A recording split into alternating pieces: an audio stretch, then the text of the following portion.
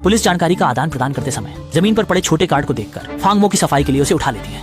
उसने जानबूझकर उस नंबर पर कॉल किया, नहीं जानता था कि उसके इस अनजाने कदम ने उसकी जान बचा ली। जैसे ही फांगमो चला गया, एक आदमी चुपचाप फोन के पास आया और फिर रीडायल बटन दबा दिया। इसलिए जब फांगमो विला में वापस आया, बॉस ने उससे पूछा कि कॉल किसको किया भाई, था। तुम मेरे पीछे किसी को लगा रहे हो, तुमने किसे फोन किया था? हालांकि गुताओ का रुख काफी कठोर था। फांगमो को यकीन था कि उसने अपनी पहचान उजागर नहीं की थी। ये निश्चित रूप से गुताओ द्वारा उसके प्रति एक और परीक्षा था। किसके लिए किया गया?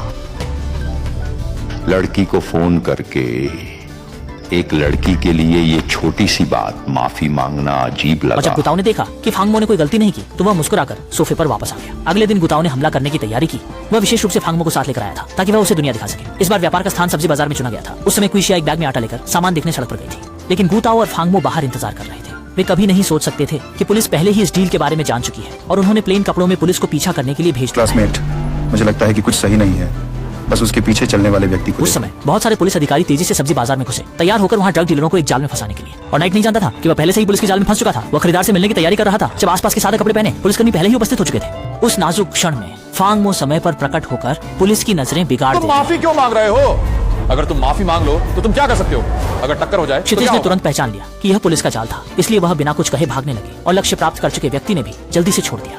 जब पुलिस जल्दी में आई तो दोनों लोग पहले से ही भीड़ में गायब हो चुके थे। ये क्षितिज और व्यक्ति की पहली मुलाकात थी। पता चला कि बाजार पहले ही पुलिस ने घेर लिया है। शीशा तुरंत उस खेप को फेंकने का फैसला करती है, लेकिन फांगमो ने उसे रोक दिया क्योंकि उसने एक योजना सोची थी जिसे बाघ को पहाड़ों से दूर करना कहते हैं। सिर्फ देखो कैसे शीशिया ने प्लास्टिक बैग लेकर सभी पुलिस का ध्यान खींच लिया और अंधेरे में छुपे फांगमो ने मौका देखकर जब तक पुलिस ने घेरा डाला, बैग खोलते ही उसमें से एक लंबी डोरी निकली। उस समय फांगमो ड्रग्स लेकर बाजार से धीरे धीरे निकल गया और फांगमो ने खतरे में भी शांति से निकल जाने का रास्ता निकाला। इससे गुताओ को उसकी कुछ अधिक प्रशंसा हुई और इसीलिए वह उसे व्यापार वार्ता के लिए ले गया, जहाँ खरीदार एक गंजा आदमी था। पहली बार सहयोग करते समय गुताओ ने जानबूझकर मूल्य को सबसे उच्च स्तर पर रखा। सामान विश्वसनीय है।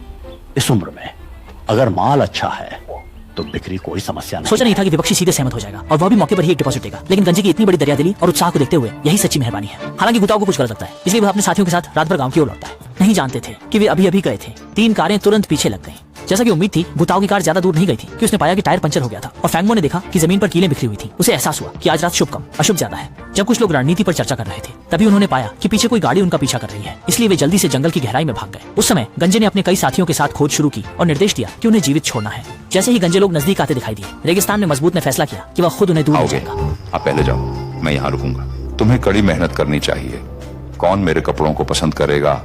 चलो साथ चलते हैं, अब समय नहीं है। वांग ली होंग, चलो चलें डाओगे के साथ।